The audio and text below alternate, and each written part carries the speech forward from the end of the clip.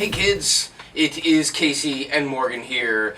We have cut out the Will, we've given him his own video again. There's just so much Marvel stuff this week, and who better to bring it to you than the Professor of Marvel himself. So take a look for that link to that video here as well.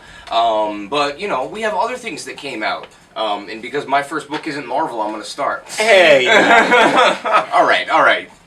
Go ahead. Put some spotlight on the non-number ones coming out. Not even That's the fake true. number one. Do you know what? That's very true. Yeah. There is not a single one on this cover except for the one in 16 and the one in 2016 and all the ones in the barcode. Well, that's beside the point. The point is, we are so deep into Marvel's giant master plan of shipping and double shipping and like quadruple eventing that we have reached the point where all the Aftermath comics are coming out after or before the end of the events. Yeah. And in Uncanny Avengers, we're seeing the aftermath of the Hulk's death with the Hand taking his dead body and doing that whole thing that they do with dead bodies where they resurrect them and have them fight other heroes. What? You would think that they would have... Would have what? Kept that under lock and key of some nature? Right? Or like burned it or something, nuked his body. But no. A ninja death cult has it. And not only did they resurrect the Hulk, but they dressed him up in samurai gear and let him loose on Japan. It's pretty awesome. Plus, you get an appearance by a Gundam. Yes, a Gundam. In my Marvel, please. And from the other side of the camp here, from DC and IDW comes Batman Turtles Adventures. Coming off of the very, very popular Batman TMNT crossover that just finished up. This is a all-ages... Ooh, was an all-ages... Oh, Rip that comic. Yep, just failing on that. That one's not me. I wouldn't buy this one. Maybe another one. But yes, Batman Adventures with Turtles Adventures. This is all ages romp through both universes, featuring stylized characters much more like the cartoon. You've got Matthew K. Manning and John Somariva doing this, as well as there's like 6 different covers. There's an Eastman cover, there's a blank cover, there's a couple of other ones. But if you just want some fun, you know, single episode kind of action here for your kids or for the kid inside of you, boom. Alright, and I've got a nice little 1-2 punch from Aftershock Comics with the second issues of both The Mysterious Shipwreck by Warren Ellis and Phil Hester, and the off-brand, or sorry, not off-brand, the sort of offbeat superhero series Alters from Paul Jenkins and Layla Lays. Aftershock has been putting out a really, really wide range of titles with a lot of really interesting creators doing weird stories. I'm gonna be honest. Which is everything it's cool. Is really weird. Yeah. Like there was an awesome that weird clone related series. I forget what it was called right now, but it looked great. Andy Clark drew that. Oh yeah. There's been really great stuff from Azzarello, Wando. It's been a good mix of like established people and some lower established people. Yeah. It's really great. Also, the fact that Warren Ellis is managing to get such good work out of Phil Hester, like this far into the dude's career, sweet. Phil Hester is definitely pulling in some good stuff. And new from Image, #1 issue from Frank J. Barbary and Victor Santos comes Violent Love. Crime, romance, clearly. But yeah, this is Frank Barbary has written some really cool stuff, most notably 5 Ghosts, which I enjoyed a lot with Chris Mooneyhan.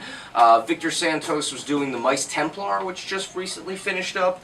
And this is some serious, like, Bonnie and Clyde, Sid and Nancy, diner, guns, freaking open road, sex, action, violence, all of that within, this looks like to be a double-sized issue for $4. Good love is not safe, so clearly we're working on the bad love. Or the violent love. But yeah, this looks actually really, really good. Victor Santos is doing some cool things with the colors and with the layouts, and digging this. Yeah, it looks really interesting. It reminds me very much of what I wanted Dark Corridor to be. Ooh, yeah.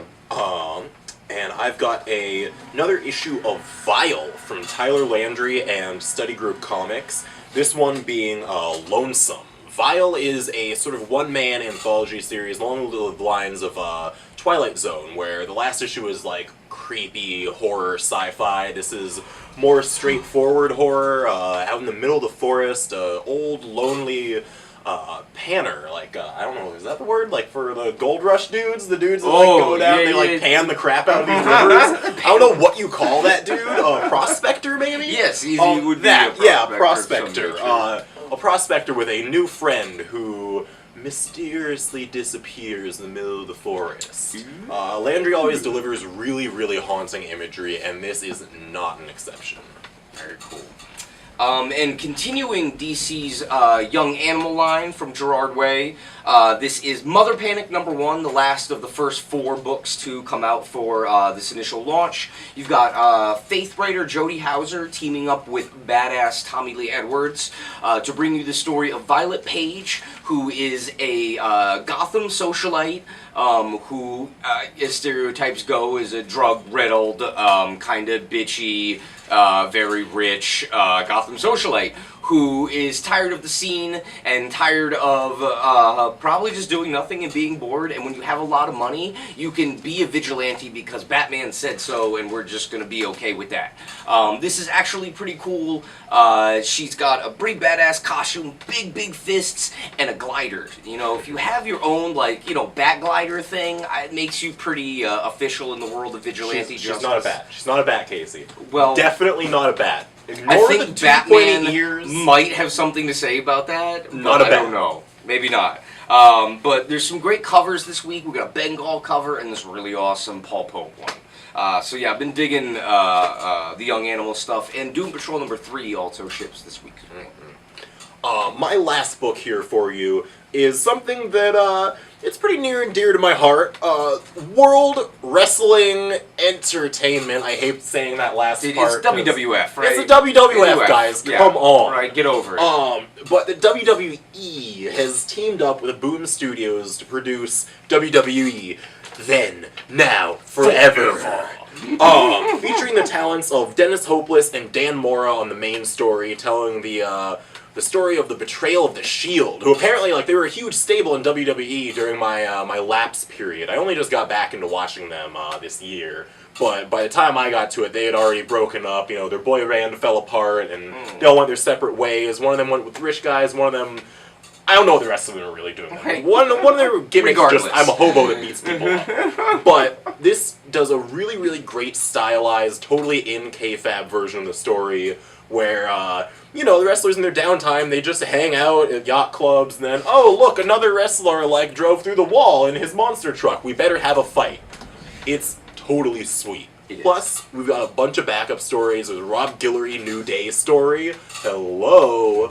Also a bunch of one-page origin stories of sorts by with Daniel Dusty Bayless. Rhodes. Long live Dusty Rhodes, Dusty man. Rhodes, Undertaker, The Rock, The New Day, Sasha Banks, all kinds of people. Very cool. Even John Cena.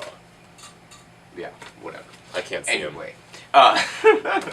And my final pick of the week, from Boom Studios, I'm very excited. I'm pretty sure this is his first sequential work. Namesake #1, art by Jacob Rebelka, who is a seriously badass game concept artist. Dude does some really heavy cyberpunk stuff, and he's teaming up with Steve Orlando, who he did Undertow, right? Steve He did Undertow. He's been writing all the really Midnighter cool stuff for DC. Yeah. Apollo and Midnighter right now. Yeah, so yeah, bringing you some more awesome cyberpunk sci-fi stuff.